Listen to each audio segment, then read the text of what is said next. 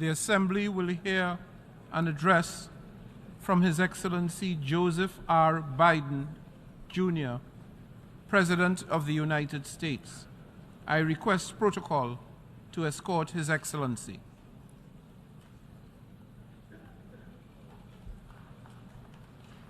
On behalf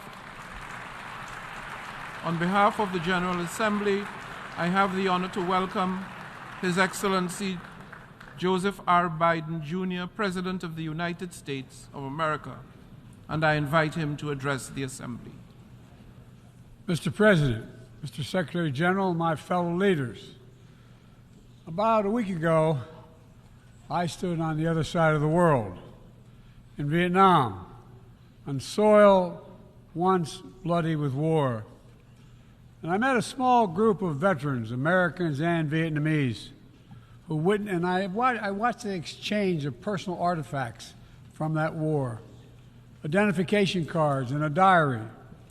It was deeply moving to see the reaction of the Vietnamese and American soldiers. Culmination of 50 years of hard work on both sides to address the painful legacies of war and to choose to work together toward peace and a better future. Nothing about that journey was inevitable.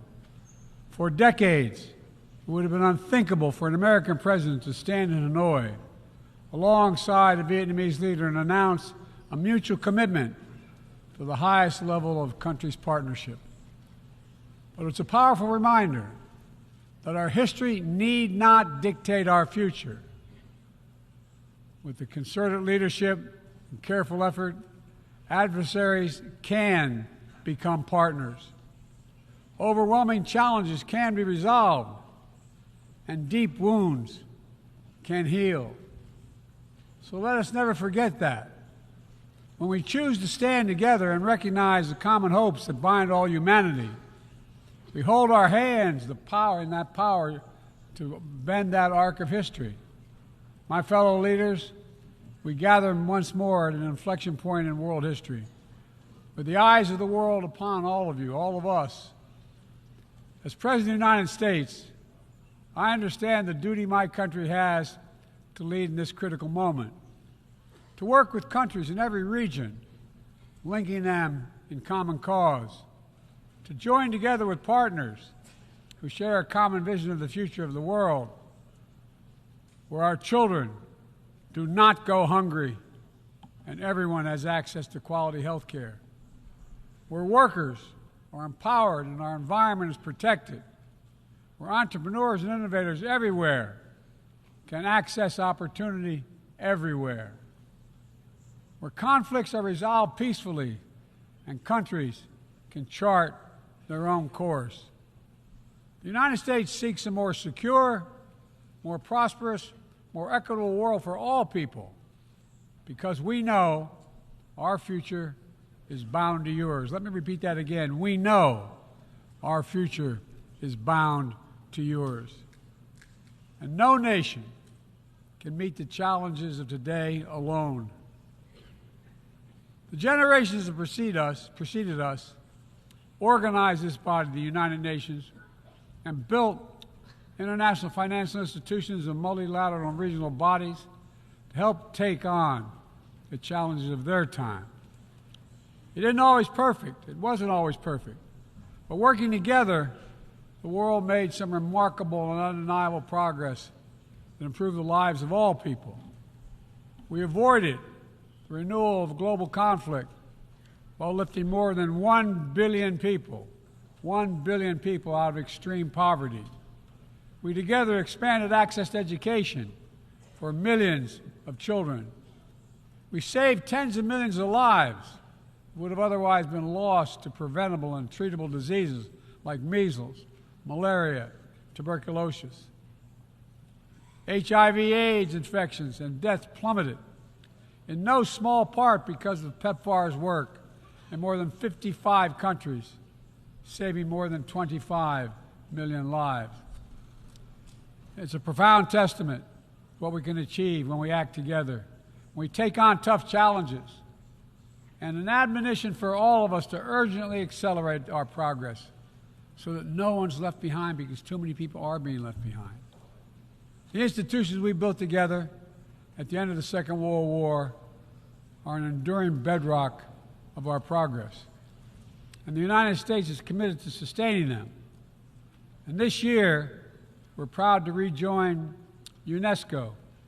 We also recognize that to meet the new challenges of our decades-old institutions and approaches, they must be updated to keep peace with the world. We have to bring in more leadership and capability that exists everywhere, especially from regions that had not always been fully included. We have to grapple with the challenges that are more connected and more complex. And we have to make sure we're delivering for people everywhere, not just somewhere, everywhere. Simply put, the 21st century results are badly needed. They're needed to move us along. That starts with the United Nations, starts right here in this room. In my address to this body last year, I announced the United States will support expanding the Security Council, increasing the number of permanent and non-permanent members. The United States has undertaken serious consultation with many member states and will continue to do our part to push more reform efforts forward, look for points of common ground, and make progress in the year ahead.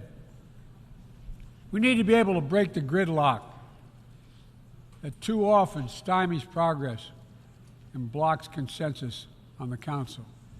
We need more voices, more perspectives at the table. The United Nations must continue to preserve peace, prevent conflict, and alleviate human suffering. And we embrace nations stepping up to lead in new ways and to seek new breakthroughs on hard issues. For example, on Haiti, the Caribbean community is facilitating a dialogue among Haitian society. I thank President Ruto of Kenya, I thank him for his willingness to serve as the lead nation of a UN-backed security support mission. I call on the Security Council to authorize this mission now. The people of Haiti cannot wait much longer. The United States is working across the board to make global institutions more responsive, more effective, and more inclusive. For example, we've taken significant steps to reform and scale up the World Bank, expanding its financing to low and middle-income countries so it can help boost progress toward meeting the Sustainable Development Goals and better address interconnected challenges like climate change and fragility. Under the new president of the World Bank, change is already taking root. Last month, I asked the United States Congress for additional funds to expand World Bank financing by $25 billion. And at the G20, we rallied the major economies of the world to mobilize even more funding. Collectively, we can deliver a transformational boost to World Bank lending. And because the multilateral development banks are among the best tools we have for mobilizing transparent, high-quality investment in developing countries, reforming these institutions can be a game changer. Similarly, we proposed making sure developing countries have a strong voice and representation at the International Monetary Fund. We're going to continue our efforts to reform the World Trade Organization, and preserve competition, openness, transparency, and the rule of law, while at the same time equipping it to better tackle modern-day imperatives like driving the clean energy transition, protecting workers, promoting inclusive and sustainable growth. And this month, we strengthened the G20 as a vital forum, welcoming the African Union as a permanent member. By upgrading and strengthening our institutions, that's only half of the picture. We must also forge new partnerships, confront new challenges. Emerging technologies such as artificial intelligence hold both enormous potential and enormous peril. We need to be sure they are used as tools of opportunity, not as weapons of oppression. Together with leaders around the world, The United States is working to strengthen rules and policies so AI technologies are safe before they're released to the public. To make sure we govern this technology, not the other way around, having it govern us. And I'm committed to working through this institution and other international bodies and directly with leaders around the world, including our competitors, to ensure we harness the power of artificial intelligence for good while protecting our citizens from its most profound risk. It's going to take all of us. I've been working on this for a while, as many of you have. It's going to take all of us to get this right. In every region of the world, the United States is mobilizing strong alliances, versatile partnerships, common purpose, collective action to bring new approaches to our shared challenges. Here in the Western Hemisphere, we united 21 nations in support of the Los Angeles Declaration on Migration and Protection, launching a region-wide approach to a region-wide challenge to better uphold laws and protect the rights of migrants. In the Indo-Pacific, we've elevated our Quad partnership with India, Japan, and Australia to deliver concrete progress for the people of the region on everything from vaccines to maritime security. Just yesterday, after 2 consultations in diplomacy, the United States brought together dozens of nations across 4 continents to establish a new partnership for Atlantic cooperation so that the coastal Atlantic countries can better cooperate on science, technology, environmental protection, and sustainable economic development. We brought together nearly 100 countries in a global coalition to counter fentanyl and synthetic drugs to reduce the human cost of this affliction, and it is real. And as the nature of the terrorist threats evolve and the geography expands to new places, we're working with our partners to bring capabilities to bear to disrupt plotting, degrade networks, and protect all of our people. Additionally, we convened the Summit for Democracy to strengthen democratic institutions, root out corruption, and reject political violence. And in this moment where democratically elected governments have been toppled in quick succession in West and Central Africa, we're reminded that this work is as urgent and important as ever. We stand with the African Union and ECOWAS and other regional bodies to support constitutional rule. We will not retreat from the values that make us strong. We will defend democracy, our best tool to meet the challenges we face around the world. And we're working to show how democracy can deliver in ways that matter to people's lives. The Partnership for Global Infrastructure and Investment addresses the enormous need and opportunity for infrastructure investment in low and middle income countries, particularly in Africa, Latin America, and Southeast Asia. Through strategic, targeted public investments, we can unlock enormous amounts of private sector financing. The G7 has pledged to work with parties to collectively mobilize $600 billion in infrastructure financing by 2027. The United States has already mobilized more than $30 billion to date. We're creating a race to the top with projects that have high standards for workers, the environment, and intellectual property while avoiding the trap of unsustainable debt. We're focusing on economic corridors that will maximize the impact of our collective investment and deliver consequential results across multiple countries and multiple sectors. For example, the Libido Corridor will extend across Africa from the western port of Angola to the DRC to Zambia, boosting regional connectivity and strengthening commerce and food security in Africa. Similarly, the groundbreaking effort we announced at the G20 to connect India to Europe through the UAE, Saudi Arabia, Jordan, and Israel will spur opportunities and investment across 2 continents. This is part of our effort to build a more sustainable, integrated Middle East. It demonstrates how Israel's greater normalization and economic connection with its neighbors is delivering positive and practical impacts, even as we continue to work tirelessly to support a just and lasting peace between the Israelis and Palestinians, 2 states for 2 people. Now, let me be clear. None of these partnerships are about containing any country. They're about a positive vision for our shared future. When it comes to China, I want to be clear and consistent. We seek to responsibly manage the competition between our countries so it does not tip into conflict. I've said we are for de-risking, not decoupling with China.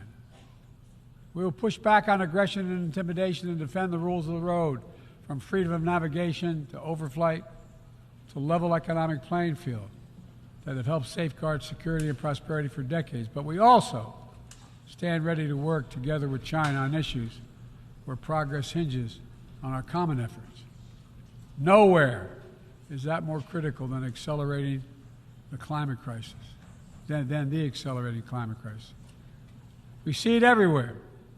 Record-breaking heat waves in the United States and China, wildfires ravaging North America and Southern Europe, a 5th year of drought in the Horn of Africa, tragic flooding in Libya.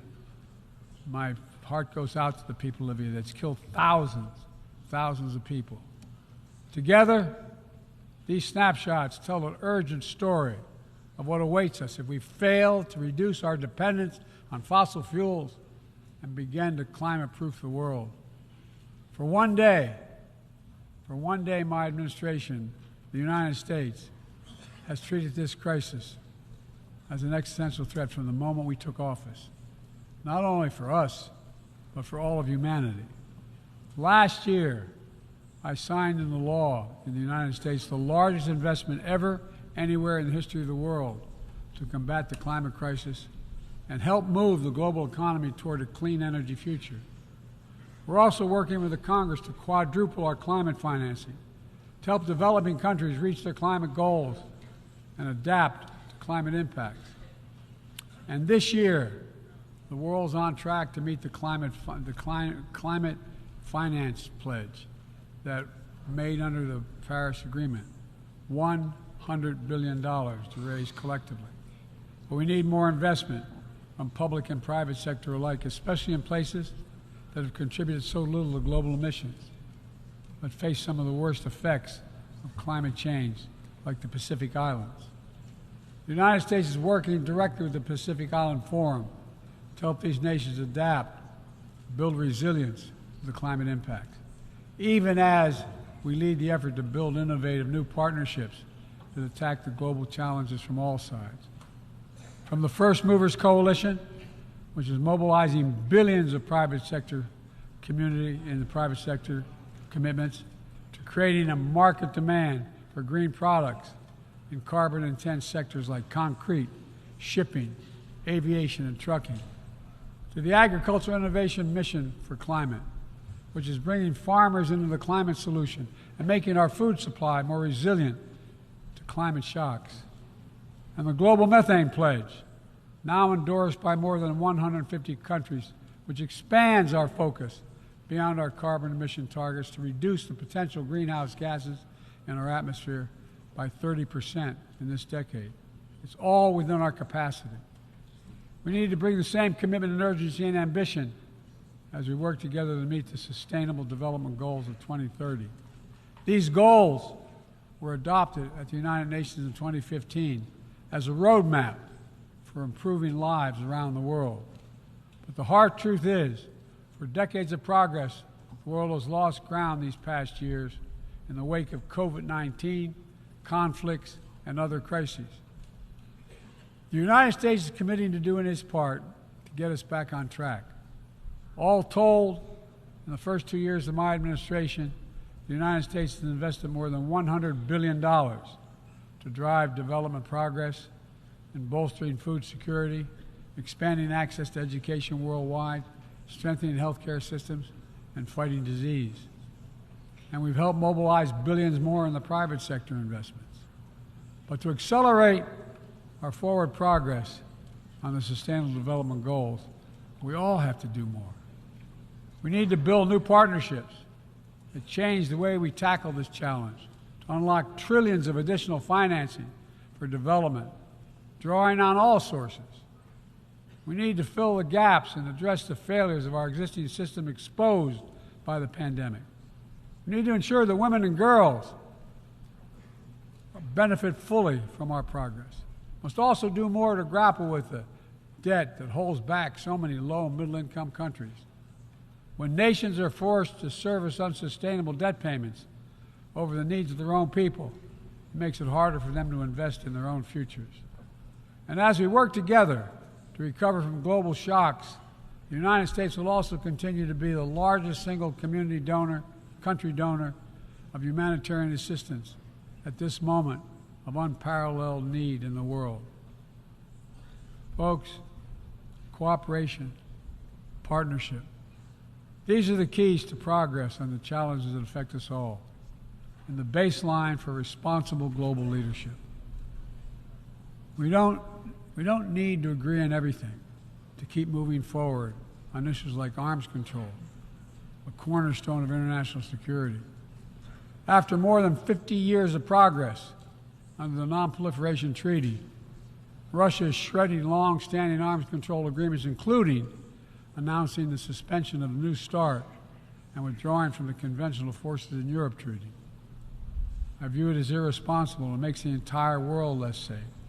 The United States is going to continue to pursue good faith efforts to reduce the threat of weapons of mass destruction and lead by example, no matter what else is happening in the world. This year, we safely destroyed at least the last chemical munitions in the U.S. stockpile, fulfilling our commitment toward a world free of chemical weapons. And we condemn the DPRK's continued violation of UN Security Council resolutions, but we are committed to diplomacy that will bring about the denuclearization of the Korean Peninsula. We're working with our partners to address Iran's destabilizing activities that threaten regional and global security and remain steadfast in our commitment that Iran must never acquire a nuclear weapon.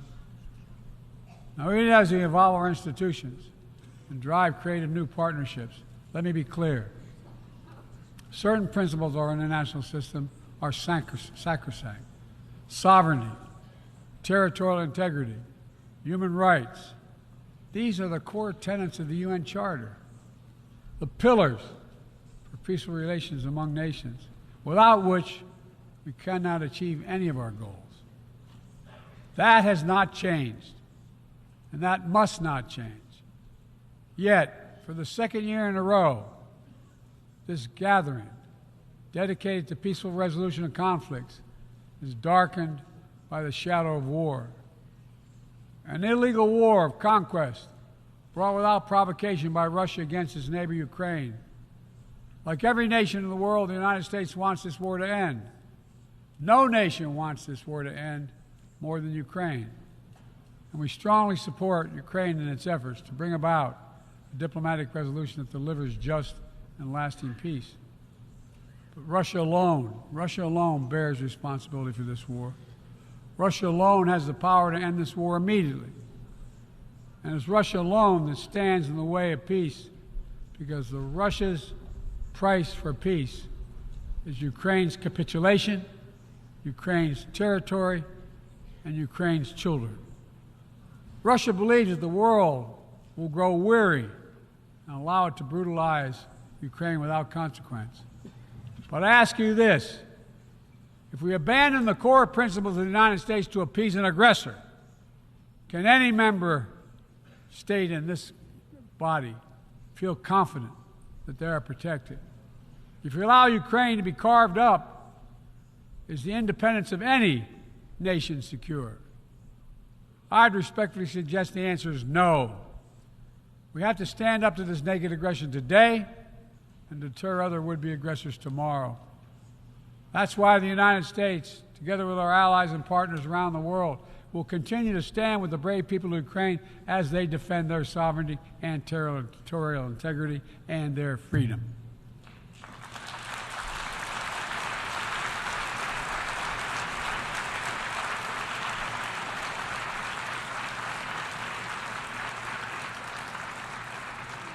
It's not only an investment in Ukraine's future, but in the future, every country that seeks a world governed by basic rules that apply equally to all nations and uphold the rights of every nation, no matter how big or small.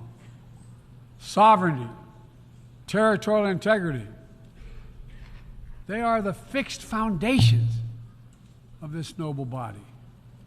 And universal human rights is its North Star.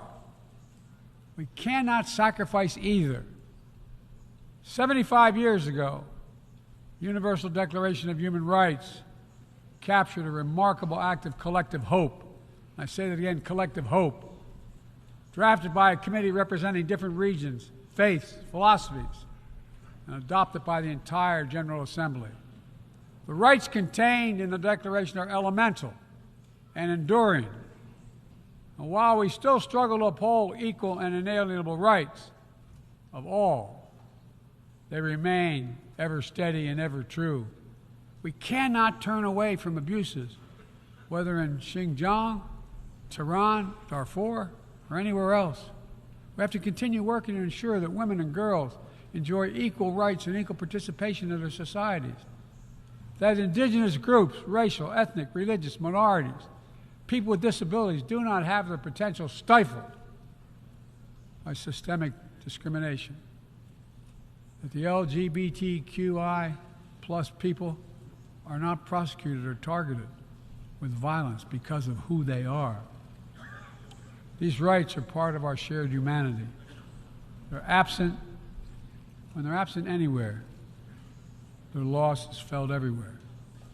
They are essential to the advancement of human progress that brings us together. My fellow leaders, let me close with this. At this inflection point in history, we're going to be judged by whether or not we live up to the promises we made to ourselves, to each other, to the most vulnerable, and to all those who will inherit the world we create, because that's what we're doing. Will we find within ourselves the courage to do what must be done, to preserve the planet, to protect human dignity, to provide opportunity for people everywhere, and to defend the tenets of the United Nations? There can only be one answer to that question. We must, and we will. The road ahead is long and difficult, but if we persevere and prevail, if we keep the faith in ourselves and show what's possible, let's do this work together. Let's deliver progress for everyone. Let's bend the arc of history for the good of the world, because it's in our power to do it. Thank you for listening. You're kind.